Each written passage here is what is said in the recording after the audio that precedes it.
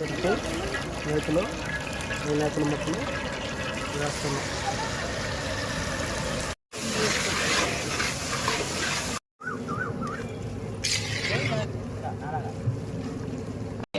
శివాలయంలో ప్రతిరోజు అభిషేకం చేస్తారు. కానీ అసలు యథార్థమునకు పరమేశ్వరుడికి అత్యంత శక్తివంతమైన అభిషేకం జరిగేది ఎప్పుడో తెలుసా? మనం మహాశివరాత్రి మాసశివరాత్రి చేస్తాం, మంచిదే.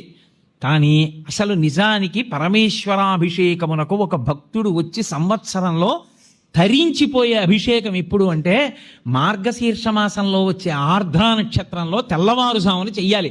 చిదంబరంలో నటరాజస్వామికి చిదంబరంలో మోక్షలింగము అని శంకరాచార్యులు వారు పరమశివుడి దగ్గర నుంచి 5 లింగాలు తీసుకొచ్చారు. ఆ 5 లింగాల్లో ఒక లింగమే ఇప్పటికీ శృంగేరిలో ఉంది. శృంగేరిలో ఉండి భోగలింగం అన్న పేరుతో అభిషేకం చేయబడుతోంది. కంచిలో ఉన్నది యోగలింగం, చిదంబరంలో ఉన్నది మోక్షలింగం. చిదంబరంలో ఉన్న మోక్షలింగానికి ఆర్ద్రాభిషేకము అని ప్రత్యేకం చేస్తారు.